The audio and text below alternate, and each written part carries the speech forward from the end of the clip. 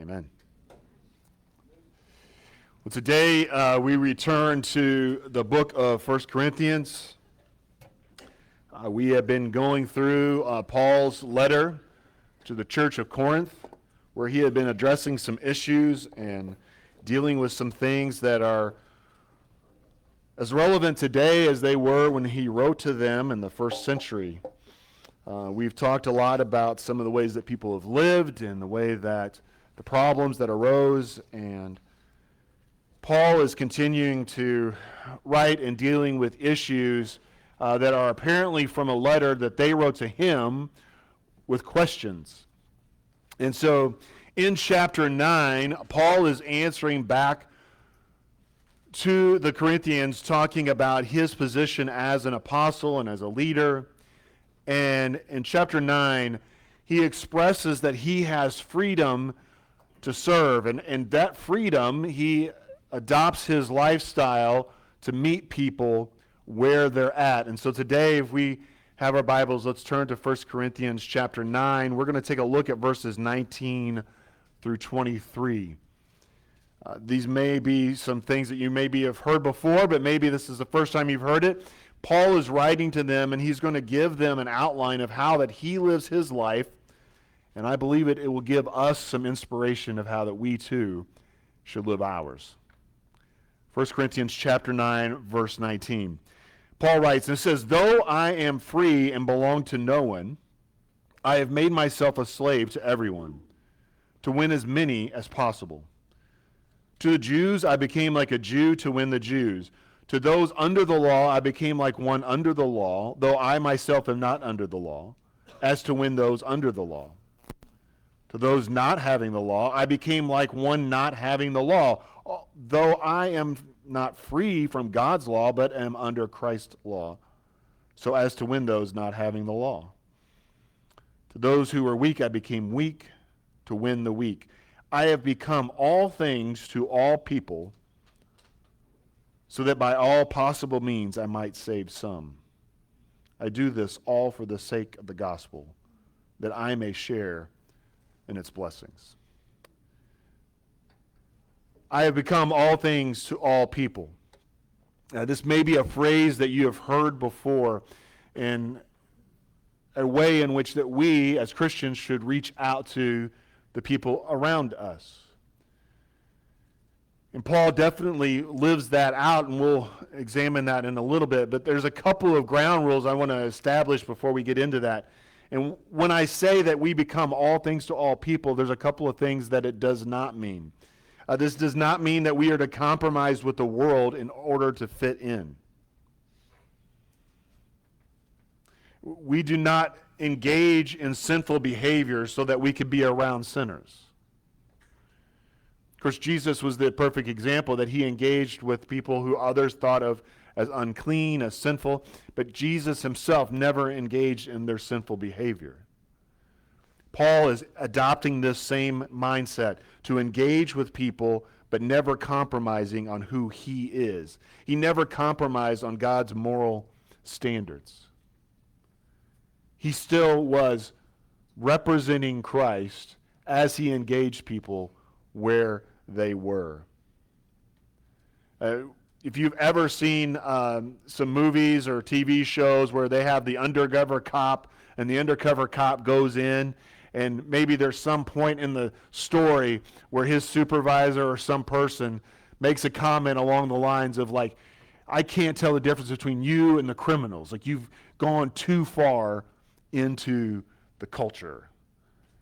And Paul's warning is saying that we should not be that way, that we should not engage into the culture of this world, so much so that there's no difference between us and the world. We're not supposed to be an undercover Christian. We're supposed to be Christ in the world. And Paul is saying, but even then, I engage people where they're at. He was willing to suspend traditions and comforts in order to reach any audience. He engaged people in the ways and places that they existed, and sometimes that may make us feel uncomfortable. It may be engaging and being with people that play different music, dress differently, talk differently, live in a different place than what we live.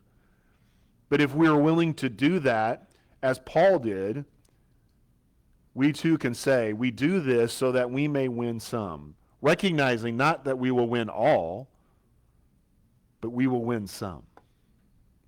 So Paul says this, but does he live this out? And we're going to take a look at a couple of passages in the book of Acts, because I believe that there's examples in which he lived this out, and we can see how he did that. First is Acts 17. Acts 17, verses 21 through 23. We read where he goes and he engages with the Greeks.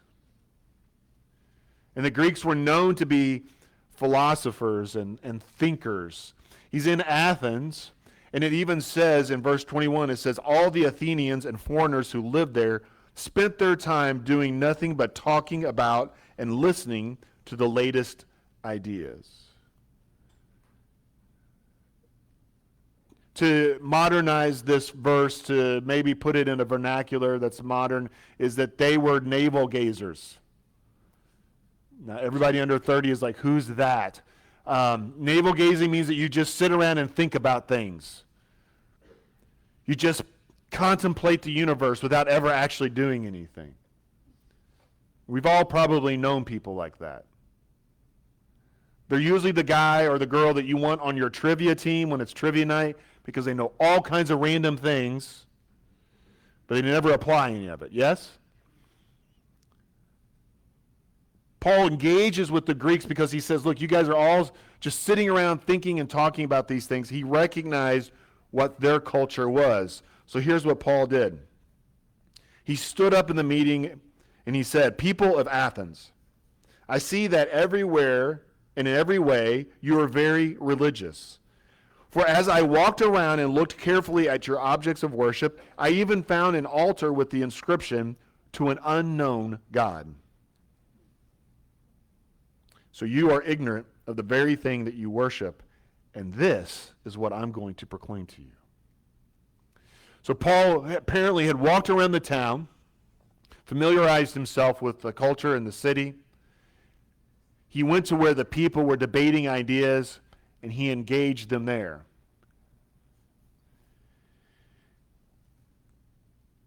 He started with the positive. Notice how he starts off, he says, I noticed that you're very religious. I notice that you very much are into faith, and you're into understanding and trying to explain the world and the universe and try to understand it.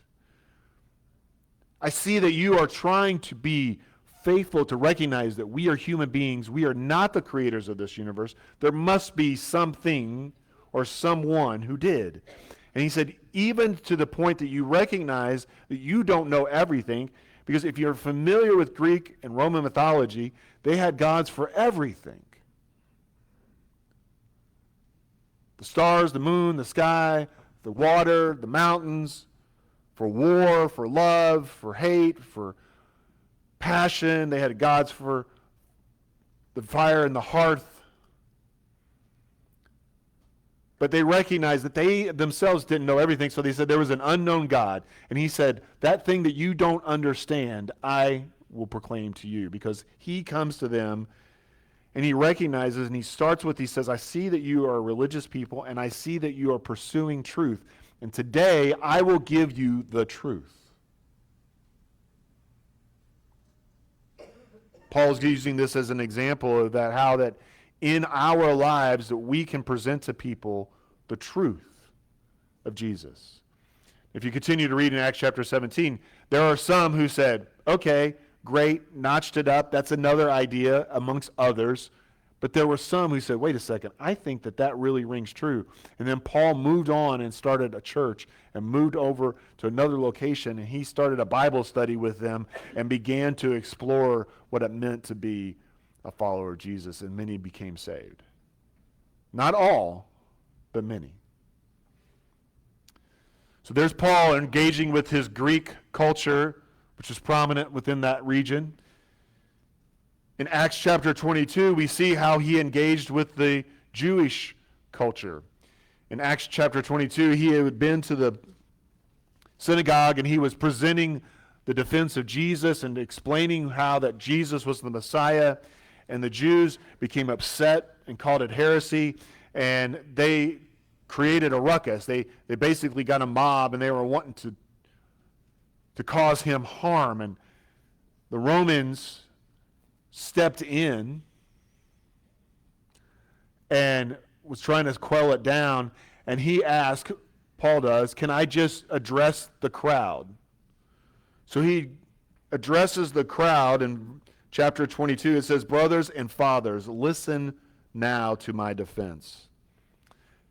And it says, when they heard that he spoke to them in Aramaic, they became very quiet. He spoke to them in their language, and that caught their attention. And then Paul said, I am a Jew, born in Tarsus, brought up in this city, brought up in Jerusalem. I studied under Gamaliel and was thoroughly trained in the law of our ancestors. Now, that may not mean much to us today, but basically it's like he went to the Harvard Law School of training. He went to the Ivy League rabbi to get taught. And he says, I was trained in the law of our ancestors. I was just as zealous for God as any of you are today. Notice what he's doing. He's like, I see what you're doing. You're zealous for God. He recognizes that. He says, I persecuted the followers of the way, which was what the early church was called. He says, I persecuted the followers of the way to their death, arresting both men and women and throwing them into prison, as the high priest and council themselves will testify to. Paul is addressing the Jews in a different way. First of all, he speaks to them in their language. He recognizes and honors that they're zealous for God. He's like, good job. He identified with their heritage and their culture. He's like, you know that I studied with this guy, that he's the best. Like, I was a Jew of Jews. I know your culture. I know what you're fighting for and about. I used to also believe that, so much so that I, like you, went out and persecuted people, even putting them in prison. And we know in Acts that we saw that he held the cloaks while they stoned Stephen.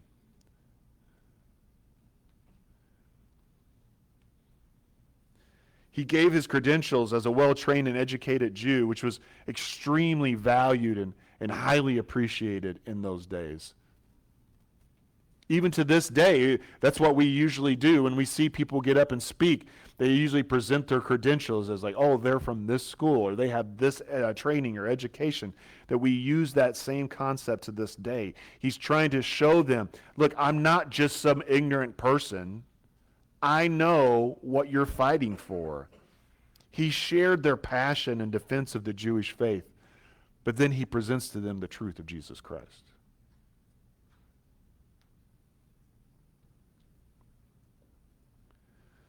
Later on, the crowd gets rowdy. So the Romans, rather than deal with the crowd, they're like, well, Paul must be the instigator, so they take him and they're going to flog him because he must be the problem. Because it's easier to deal with the one than it is to deal with the crowd. But in Acts chapter 22, verses 25 through 29, we read, as they stretched him out to flog him, Paul said to the centurion, words are hard today for me, sorry. Centurion, standing there, he asked this way, he says, is it legal for you to flog a Roman citizen who hasn't been found guilty? And that causes pause, and the centurion gets his boss, and they come and they question Paul. And in verse 29 it says, those who were about to interrogate him withdrew immediately. The commander himself was alarmed when he realized that he had put Paul, a Roman citizen, in chains. Now this should teach us a little bit something of how that we should interact with the world too. Notice that Paul was engaging with the Jews in the synagogue. He was engaging with the Jews on their terms. And when the police were called in and the police started to deal with him, Paul then shifts and says, okay, we're going to deal with that in a different way. He engages with the Romans. He submitted to the governing law enforcement. He didn't fight them, but he used the rules and law of the governing body to his advantage. I believe that that is a principle that you and I can learn to this day.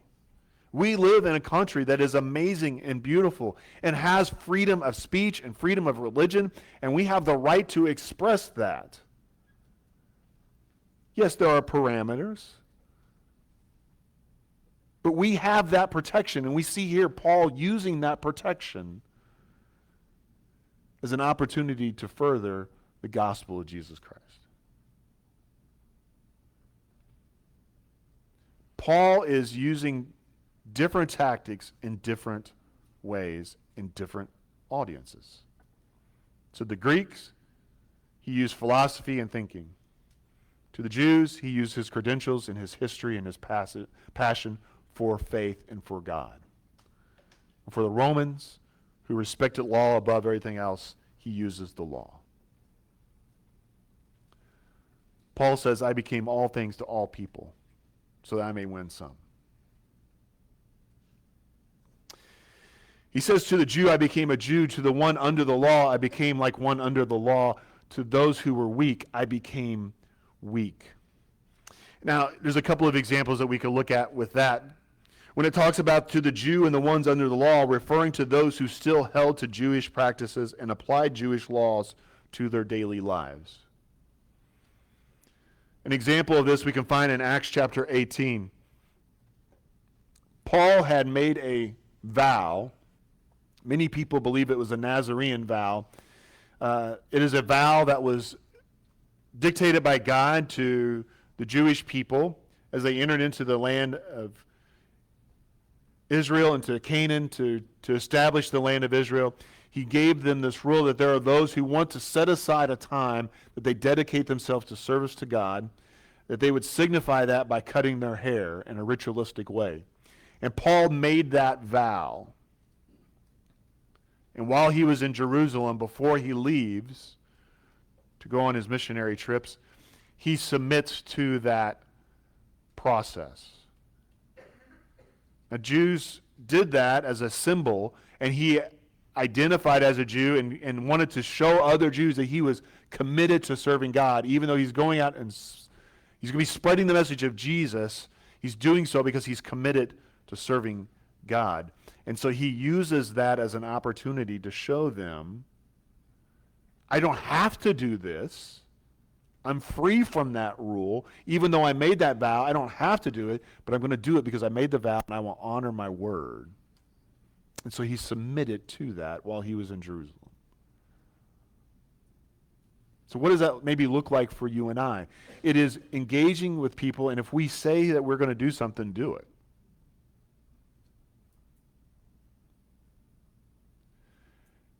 Paul, when he was with the Jews, we read in throughout different times that he ate with them and he observed the Jewish law, the kosher laws, the food laws, because the people serving him food there followed that. And so he ate with them as they ate. But then later when he's with the non-Jewish people and they serve him non-Jewish food, he ate of that because he was free to do so. He engaged where they were. I've mentioned this before, and I'll never forget one of the probably greatest things that I ever got to do while I was in jail ministry. I served 4 years in the Henderson County Jail. There's 600 inmates there, people from around the country, around the world, all serving time there. And one of the greatest things that I get to do with them was that I would go down to the cafeteria and I would get a tray, the same tray that they got served. Now, if you've never been to jail or prison, if you think hospital food is bad, it was not uncommon. I'd go into the kitchen there, and you would see the boxes that says 100% meat. What meat, we don't know, but it was 100% meat, it said. And that's the meals that they would receive. And It was amazing the simple act of getting a tray of food and going into the cell when it was lunchtime or dinner or whatever, and sitting down with the guys and eating with them their food. And more than once that they would be like, I don't understand. Like, you could go anywhere. Like I would love to have a Whopper right now or a Big Mac or like go to Pizza Hut or something, and you're in here eating this. And I say that not as like, oh, look at Jason, but I say that as an example and an encouragement to you is engaging with people where you're at, where they're at. Sometimes you have to go out of your way to do something and engage them in their place that's uncomfortable. Because I will tell you that 100% meat does not always taste good.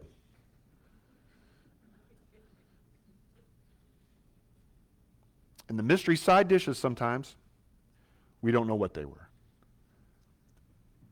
But engaging with somebody where they're at opened doors for them later to engage with somebody about things that were more important. And so when Paul says that I became like a Jew and I under the law, and that he engaged with them in that way, you and I can do that to this day. To the weak I became weak, he said. I believe this refers back to, we just read that in 1 Corinthians chapter 8. In that chapter, he says that there are those who could not comprehend that it was okay to eat meat that was from the marketplace that may have came from some idol worship somewhere. Like, it's not going to taint you, but if you are afraid it's going to contaminate you, don't eat it. And he says so far as saying, it's like, I will never eat meat again if that's what it means.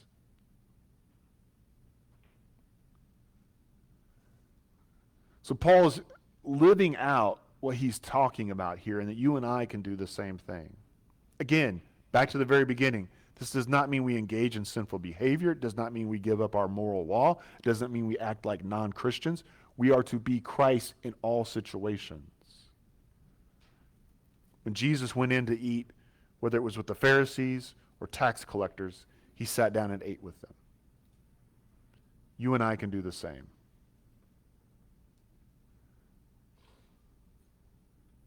Engaging with people where they're at and what they're doing.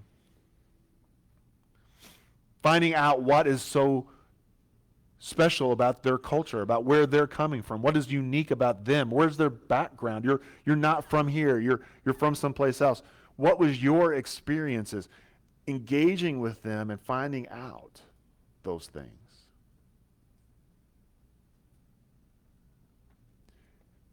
And when we sit at a table with them, we share in them.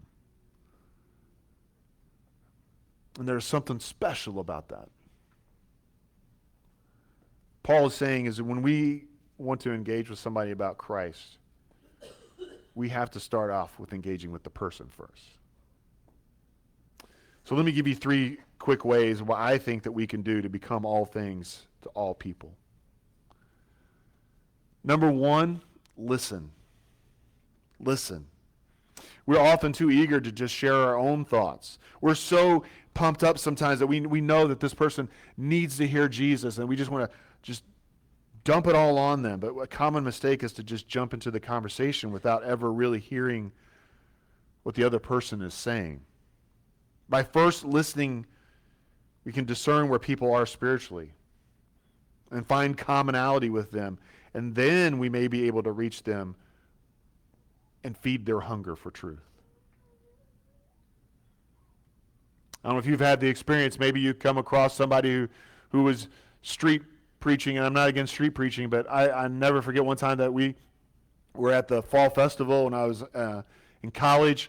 My brother and I, both of us believers, we were walking down the street, and there was a guy that was carrying a cross, and he was preaching and everything like that, and he came up to us and started telling us about Jesus, and we were like, yeah, like, go for it, bro. We're believers too. And he's like, he never listened. He had his thing he was going to say, and he just kept at it. And so my brother and I stood there for a couple of minutes, and then finally I go, dude, we're Christians. Like, go on. Like, please go tell somebody else. Like, I don't understand. And he's like, no. And he just kept telling us. And we couldn't leave until we took the track. And it was an odd experience. And it's lived with me all these years. And I thought, how many times have I done that to somebody? How many times have I gone into somebody's situation and never actually found out where they were at? Like, let me just tell you this thing. And I get it. Sometimes we get all excited about, we want to tell and share Jesus. And I get that. But we have got to learn where somebody's at. Notice how Paul went into Athens and he observed and he started where they were. He said, look, I see that you're religious. I'm religious. I see that you're seeking truth. I know the truth. He goes to Jerusalem and he says, look, you're passionate about God and God's law. I was too. I was so much so I studied under the best of the best. I was so much passionate about God's law. I put people in jail and killed them for teaching the things that I'm teaching now. I get it. But now I know the truth. To the Romans, he says, look, you observe the law. Like, here's the law. You need to observe that. That is what we're supposed to be doing. I think so many oftentimes that we think of that evangelism is only something that somebody does on a stage in like a big auditorium or something like that. Or evangelism is somebody that's on the street corner and they have the bullhorn or the microphone and they're being really loud and like in people's face, and there's a place for that. But evangelism, my experience, has been mostly just engaging people where they're at and finding, what are you looking for?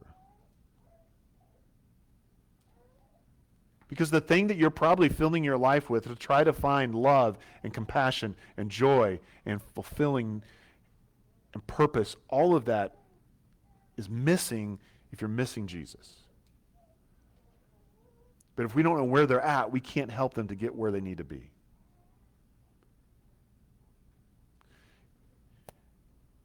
Years ago, before Amy and I were married, I lived in South Bend, Indiana, and she came to visit, and one day she dropped me off at my office, and she was going to go back to the apartment and wait for me, and she called me from a payphone. So this is before this is back in the old days. In the old days, all right, so pre-cell phone, pre-GPS, and she called me, and she's like, I can't find your apartment. And I'm like, okay, where are you at? I'm at this gas station. Where's the gas station? I don't know. Have you ever had one of those conversations with somebody? And you're like, before I can even tell you how to get to where you need to go, I need to know where you're at. Nowadays, Life 360, I just go, oh, you're at the corner of X and Y, and I know where you're at. But then I didn't have that. Spiritually speaking, how many times we need to listen to somebody and figure out where they're at before we can give them instructions on how to get to where they need to be. So the very first thing we got to do is listen. Second is we need to be kind.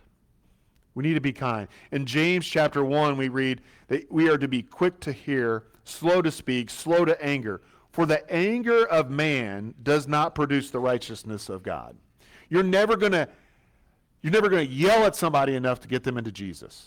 All right? You're never going to be mad enough at them to get them into Jesus. It's just not going to work that way.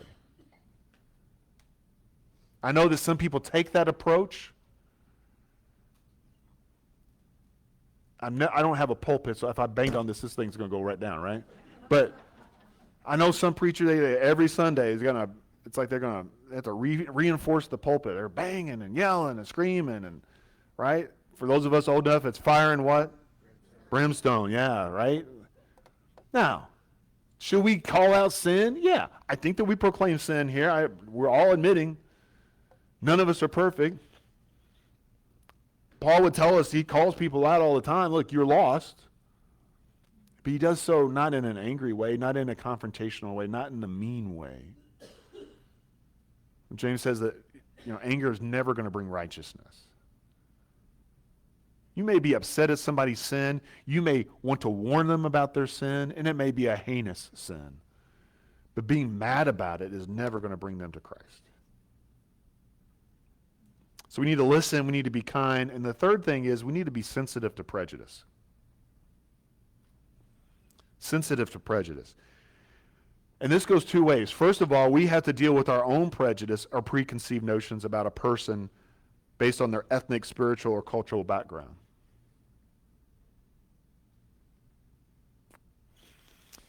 There's that person in your life, or those people, that in your mind you've written off. It may be based on their cultural background, their racial background, their spiritual background, where they came from. When Jesus was calling his disciples, and they go and they tell Nathanael, and they say, hey, won't you come and follow Jesus of Nazareth? And he says, what good could come from Nazareth? Prejudice is not a new thing. We have to set aside we have to examine ourselves and set aside our own prejudice and preconceived notions. Because that very person that you say in your heart or in your mind, they will never believe in Jesus, may be the very person that Jesus is calling next. And then we have to recognize that that person also may have a prejudice against us. We as Christians think that the world must just see us as just wonderful, happy, loving, joyful people. But many of the experiences that they've had with Christians or the church has been negative. And church hurt is a real thing. And so you may be walking into the situation not even recognizing. But if we don't do steps 1 and 2, step 3 is never going to be resolved. If we don't listen to hear, oh, you have church hurt. Oh, you had a negative experience with a Christian. That's why you're so objective to what I'm saying.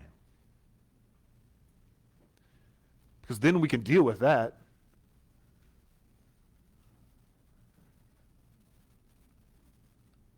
I would venture to say in this room that every one of us has had somebody somewhere in a church hurt our feelings. I can say that with almost 100% guarantee because churches are filled with people. And people hurt each other. But Jesus is not all those people. Jesus is not the church. Jesus is different. He is perfect and loving. He is all the things that you expect him to be. Listen, be kind, and be sensitive to your prejudice. When I was in jail ministry, there was a pastor who came in one time and he told me, he said, I don't know how you do what you do. I said, what do you mean by that? And he goes, he was there to visit an inmate who was a son of one of his members. He said, I know the guy that I'm coming, and I know his history. I've known him for most of his life. If it was up to me, I would lock the key and throw it away and just leave him in here forever. This guy was a great guy, pastor-wise, had a really wonderful church. It was a beautiful church, well-attended, well-funded. He was well-educated. And in my youthfulness and my ignorance, I just looked at him and I said, well, praise God, you're not in charge. And he was really taken back by that. I said, well, here in our church, and here in the jail ministry, we offer grace and mercy. See, the difference between jail ministry and most other ministries is that I don't have to ask them what their sin is because I could look on the docket and know. Is it hard? In the flesh, it's hard. When you see some of the things that people come through and you know what they've done, I get his mentality. It's easy for us to look at those people You've done that thing.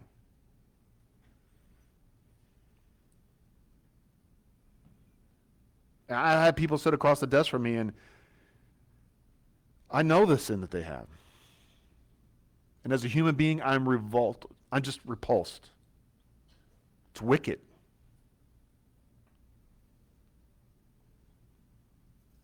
But I'm reminded that Christ died for them just as much as he died for mine.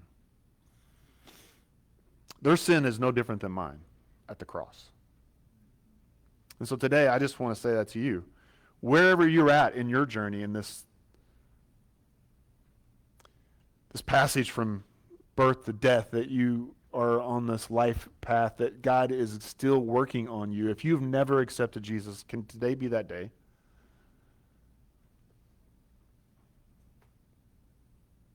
Now, we want to be all things to all people. We want to accept everybody and move them into this world with Christ, because that eventually is going to be what all people are going to be around, right? We're all going to be in front of God. God's going to be, as Lisa pointed out earlier, these are the songs and these are the words that we're going to sing forever. Holy, worthy is the Lamb. These are the things that we're going to be focused on. We're not going to be focused on all these different things. We want to invite you into that relationship. A relationship with Jesus Christ. And it's as simple as A, admit that you're a sinner. For all have sinned and fallen short of the glory of God. B, believe that Jesus died on the cross, and as we celebrated last week, he rose again on the third day to give us the promise of eternal life. And if we confess that to him and to others, then he says we will be saved. And so today, I'm going to close this out in prayer. And so I invite everybody to please bow your heads and pray with me. Heavenly Father, we come to you today, and